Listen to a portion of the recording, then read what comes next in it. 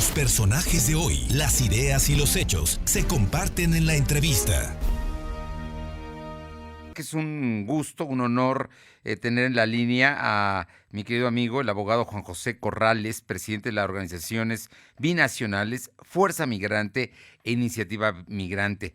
Lo que le puedo contar de él, pues es un trabajo cotidiano, precisamente para defender los derechos de los migrantes, tanto en Estados Unidos como aquí en México.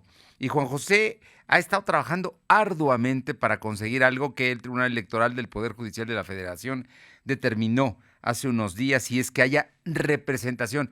Presumimos mucho, el gobierno federal lo hace, el presidente en las mañaneras, la llegada de los recursos, de las remesas que nos mandan a México precisamente los paisanos, pero jamás les decimos, aquí está tu casa y también aquí tú puedes gobernar y puedes tener representación en las cámaras. Y Juan José, con este esfuerzo, está consiguiendo que en el futuro así sea, que haya diputados, legisladores migrantes. Muy buenas tardes, Juan José.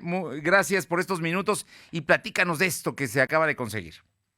Un gran gusto poderte saludar, mi estimado Fernando, el poder tener contacto con tu público, que es muy vasto, para poder informar de esta importante gestión. Pues como bien lo apuntas, Fernando, hace mucho tiempo con estas dos organizaciones binacionales y muchas otras con las que tenemos un sentido de cooperación y de colaboración, hemos centrado nuestros esfuerzos en la representación política de la comunidad migrante en nuestro país de origen. Hasta ahora no lo hemos tenido, salvo algunas excepciones, como lo es el caso de Zacatecas, de Guerrero, que tienen legislación en la materia, pero el resto de los estados más migrantes del país no la tienen. Por cierto, Puebla no la tiene hasta ahora. Y bueno, en el ámbito federal también estábamos deseosos de tener representación política por medio de diputados federales en la Cámara Baja del Congreso de la Unión. Como bien apuntas, hace 3 días en la Sala Superior del Tribunal Electoral del Poder Judicial de la Federación, afortunadamente se resolvió un juicio de protección de derechos políticos para la comunidad migrante que interpuse por mi representación a través de mis organizaciones, para que precisamente pudiéramos contar con legisladores genuinamente migrantes en la Cámara Baja del Congreso de la Unión. Y así se dio. Fue un voto, la verdad, que nos alienta a participar en la vida pública de nuestro país, porque fue por unanimidad, todos los magistrados con elogios y conceptos que mucho nos incentivan. Y bueno, pues ahora el paso siguiente, estimado Fernando, es que el INE, como autoridad administrativa, por mandato de esta autoridad jurisdiccional que no tiene posibilidades de controvertirse su decisión, va a diseñar lineamientos que son, digamos, las reglas de operación para que funcione la convocatoria, para que quienes aspiren de la comunidad migrante a ser nuestros diputados federales, pues lo puedan hacer. Y también el INE pues va a delimitar los requisitos que deberá cubrir todo aquel ciudadano extraterritorial que desea hacerlo. Por cierto, una de las fortalezas de esta sentencia, Fernando, sí, es que también vinculan al Congreso de la Unión a que legisle en la materia. Nosotros, el argumento jurídico que utilizamos para llegar a este punto que estoy comentando son las acciones afirmativas, medida compensatoria de carácter temporal, pero nosotros en nuestro escrito de cuenta solicitamos que fuera esta representación política pues algo permanente, y entonces vinculan al Congreso de la Unión para que para que legisle en la materia y podamos ya tener de manera permanente diputados que representen a esta gran comunidad. Fernando, nos complace mucho el poder compartir esta información contigo y tu auditorio. Te comento esto porque es importante. A partir ya, el Instituto Nacional Electoral tendrá que definir cómo es los requisitos y las formas en las que a través de diversos partidos, porque no es a través de un solo partido, puedan precisamente tener representaciones migrantes. Y esto me imagino que van a tratar de hacerlo para garantizar su acceso y yendo en las listas de diputados plurinominales. Podría ser, digamos, el camino.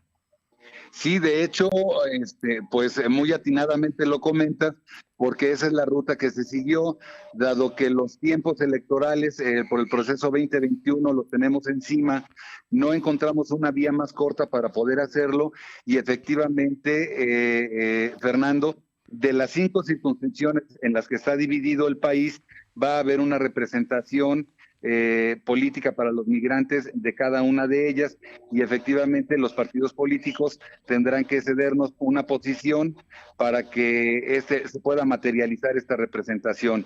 Dentro de las listas plurinominales, en los primeros lugares, pues para garantizar la participación a la que aspiramos, efectivamente, Fernando. Bueno, Y el INE, sí, te perdón. escucho, te escucho, te escucho. Muchas gracias. El INE está trabajando ya a toda velocidad para tener disponibles los lineamientos, las reglas de operación y los requisitos para los paisanos que deseen participar en este ejercicio. Pues yo creo que la semana que viene ya deberán estar listos porque los partidos políticos tienen una fecha límite de registro para poder Sí. incluir a quienes consideren candidatos. Un asunto que es importante. Este es un tema. Digamos que no puede modificarse, en ese momento no se puede legislar porque dentro de la ley, dentro de la Constitución se establece que modificar las leyes electorales solamente tienen que ser un año antes del día de la elección. Así es que en este caso no podría, pero se está buscando la manera administrativa a través del INE de hacerlo. Eso en lo federal. Ahora, en los estados y concretamente en Puebla, Juan José Corrales, ¿qué va a pasar en Puebla para tener representación? Porque también vamos a cambiar Congreso, legislatura. Sí, así es. Mira, tomamos la previsión de tener representantes en la Cámara Baja del Congreso de la Unión, pero también para fortalecer este andamiaje legislativo, planteamos iniciativas en aquellos estados más migrantes del país que no cuenten con legislación en la materia, como ya comentaba yo en un principio, ejemplo muy claro, Zacatecas.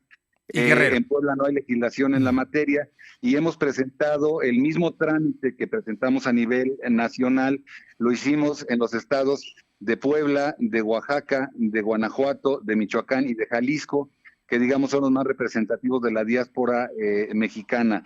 En el caso de Puebla, ante el Instituto Electoral del Estado, también tenemos presentada la solicitud de que nos concedan la figura del diputado migrante mediante acciones afirmativas y esperamos contar pues con el beneplácito de consejeras y consejeros del instituto para que así sea, ya con una mayor claridad bajo el paraguas de que la máxima autoridad jurisdiccional pues ya sentó un precedente en la materia y bueno, pues seguramente considerarán las autoridades electorales administrativas este tema, pues para Sí. y con digamos, algunas luces que les da la propia sentencia el poder hacerlo con un poco más de comodidad.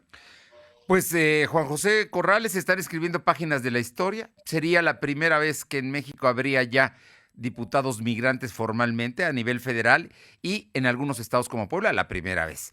Ya los hay en Zacatecas, ya los hay en Guerrero, pero en Puebla y en otras entidades, Jalisco, Michoacán, Guanajuato, Oaxaca, me parece que son las que están marcadas y Puebla entre ellas también, por el número de migrantes que tenemos, tendrían representación en nuestro Congreso local y en el Congreso federal. Como una...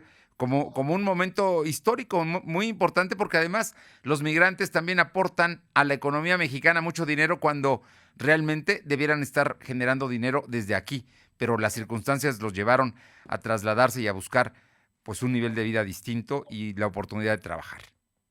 Sí, Fernando, para darnos una idea de la dimensión demográfica que tiene la comunidad migrante, 35 millones de mexicanos del otro lado de la frontera, ya sea por nacimiento o por consanguinidad, son el equivalente a toda la población de Canadá.